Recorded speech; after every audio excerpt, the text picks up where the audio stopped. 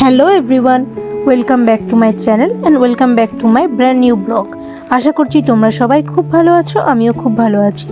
আজকে আমি তোমাদের সামনে যে ব্লগটা নিয়ে এসেছি সেটা হচ্ছে 9ই ফেব্রুয়ারি আমরা গেছিলাম এক জায়গায় ঘুরতে। তো কে যাচ্ছি, কোথায় যাচ্ছি দেখার জন্য প্লিজ সম্পূর্ণ ভিডিওটা দেখো।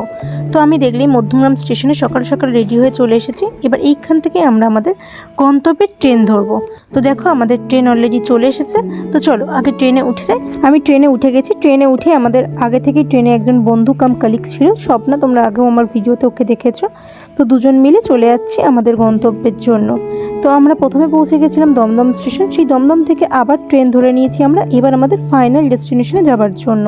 অলমোস্ট 50 মিনিটস মতো ট্রেনে আমরা ট্রাভেল করার পর প্রায় পৌঁছে গেছি আমাদের গন্তব্যের কাছাকাছি। তোমরা কি দেখে বুঝতে পারলে আমি কোন স্টেশনে নেমেছি? হ্যাঁ, তোমরা ঠিকই দেখেছো, আমি নেমেছি নৈহাটি জংশনে। ট্রেন থেকে আমি নেমে পড়েছি। চলো এবার আমি ট্রেনের যে ওভারব্রিজ আছে সেখান থেকে ওপরে উঠে যাই। তো সেই ওভারব্রিজ দিয়ে উঠতেই দেখলাম এখানে একটা কাকিমা ফুল বিক্রি করছে। তার জন্য আমরা সেখান থেকে দুটো ফুলের মালা কিনে নিলাম।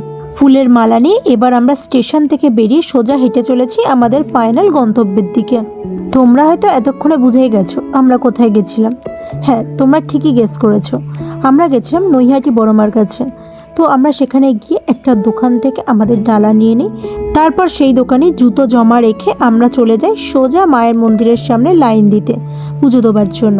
কিন্তু লম্বা লাইন দেখে আয়াম তো অবাক যে এত লম্বা লাইনে দাঁড়িয়ে কি করে পুজো দেবো। তার উপর সকাল থেকে প্রায় না খাওয়াই ছিলাম, তার উপর রোদের তাপ। আমরা তো হেঁটেই যাচ্ছি, লাইন দেখে আর শেষ হচ্ছে না। প্রায় 30 মিনিট মতো হাঁটার পর তারপরে গিয়ে দেখলাম আমরা লাইনের একদম শেষ প্রান্তে এসে পৌঁছেছি। প্রায় 30 মিনিট দাঁড়িয়েছি আমরা এখানে লাইনে, 30 মিনিটের বেশি সময় ধরে লাইনে দাঁড়িয়ে গঙ্গার ঘাট পর্যন্ত এসেছি। কখন মন্দির পর্যন্ত যেতে পারবো বুঝতে পারছি না। এখন বাজে 3:30, আমরা লাইনে দাঁড়িয়েছি প্রায় 1:30, এখনো লাইনে দাঁড়িয়ে। এখন লম্বা লাইন, দেখা যাক কখন। যেহেতু রবিবার ছুটির দিন ছিল হয়তো সেই কারণে একটু বেশি ভিড় হয়েছিল। প্রায় একটানা 3 ঘন্টা কড়া রোদের মধ্যে লাইনে দাঁড়ানোর পর আমরা মায়ের দরজার সামনে এসে পৌঁছেছি। চলো এবার ভিড় ঠেলে আগে ভেতরে ঢোকা যাক। ভাবলাম তো ভেতরে ঢুকে আর লাইন পাবো না, এ তো দেখছি ভেতরে ঢুকেও লম্বা লাইন। কি আর করা যাবে, যখন লাইন আছে চলো একটু ওয়েট করেই যাই। আমি আগেও বড়মার মন্দিরে গেছি, তবে এইবার গিয়ে দেখলাম ব্যবস্থাপনায় অনেক রকম পরিবর্তন এসছে। এত দীর্ঘ অপেক্ষার পর অ্যাট লাস্ট মায়ের মুখটা দেখতে পারলাম।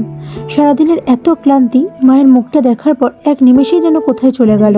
কত মানুষ শুধুমাত্র বিশ্বাসের জোরে তাদের একদম ছোট সন্তানকে নিয়েও এসেছে মায়ের কাছে পুজো দিতে। এমনকি এমন অনেক বয়স্ক মানুষও দেখলাম যারা হয়তো ঠিক করে পায়ে হাঁটতেও পারে না, তাও তারা মায়ের কাছে এসেছে বিশ্বাসের জোরে। তুমি সবার ভালো করো মা, মঙ্গল করো সবার। অনেকটা ভিড় ঠেলে ঠেলাঠেলি করে অ্যাটলিস্ট আমি গিয়ে পৌঁছালাম মায়ের কাছে। তারপর পুরোহিতকে আমার বাবার নাম গোত্র বলে পুজো দিয়ে সেখান থেকে আমরা বেরোলাম। এখন বাজে প্রায় 5টা, সেই 1টা দিয়ে লাইন দিয়েছি, 3টে পর্যন্ত লাইন দিয়ে পুজো দিতে ঢুকে এখন 5টার সময় বেরোলাম। অ্যাটলিস্ট এখন অ্যাটলিস্ট পুজোটা দেওয়া কমপ্লিট হলো সকাল থেকে লাইনে দাঁড়িয়ে। পুজো দিয়ে বেরিয়ে আমরা একটু টাইম না নষ্ট করে সোজা চলে যাই যেখানে আমাদের জুতো রাখা ছিল সেইখান থেকে জুতো কালেক্ট করতে। তারপর জুতো কালেক্ট করে আমরা চলে আসি গঙ্গার ধারে। সেখানে এসে বেশ কিছু ছবি ভিডিও তুলে এবার আমরা আস্তে আস্তে এগোচ্ছি স্টেশনের দিকে যাওয়ার জন্য। এখন বাজে প্রায় সন্ধ্যে 6টা। দেখো মায়ের মন্দিরটা কত সুন্দর দেখতে লাগছে সন্ধ্যেবেলাতেও মায়ের মন্দিরের বাইরে একটা লম্বা লাইন পড়েছিল পুজো দেওয়ার জন্য। যদিও মায়ের মন্দির আমি শুনেছি দুপুরবেলা 1টা থেকে 2টোর নাগাদ বন্ধ হয়ে যায়, কিন্তু আমরা যেদিন গেছিলাম অতিরিক্ত ভিড় থাকায় সেদিন হয়তো মন্দির বন্ধ করিনি। আমাদের পুজো দেওয়া কমপ্লিট হয়ে গেছে, ফেরিঘাট ঘোরাও কমপ্লিট হয়ে গেছে। এখন আমরা যাচ্ছি স্টেশনের দিকে ট্রেন ধরার জন্য। তার আগে কিছু খেয়ে নেবো, কারণ সকাল থেকে না খেয়ে রয়েছি, কিচ্ছু খাওয়া হয়নি এখনো দুজনের। সারাদিন না খেয়ে এখন আমরা নৈহাটি লোকালে উঠেছি, ট্রেন থেকে দমদমে নামবো। আর ট্রেন থেকে আমরা পাঁপড় কিনেছি, পাঁপড়টা খেয়ে এখন আপাতত পেটটা চালাতে হবে। বড্ড খিদে পেয়েছে, সত্যিই তাই। চলো আমি খেয়ে নিই, তারপরে আমাদের সাথে দেখা হচ্ছে। অ্যাটলিস্ট এসে পৌঁছেছি দমদম। এবার এখান থেকে দেখা যাচ্ছে, হ্যাঁ দেখো 6:56 বাজে, এখন সবে দমদম এলাম। এবার এখান থেকে আমরা লোকাল ধরবো দত্তপুকুরে, তারপর সেখান থেকে আমি মধ্যমগ্রাম, ও যাবে দত্তপুকুর। দমদম থেকে ট্রেনে উঠে পড়েছি। এবার আমি এখান থেকে সোজা মধ্যমগ্রাম নেমে বাড়ি।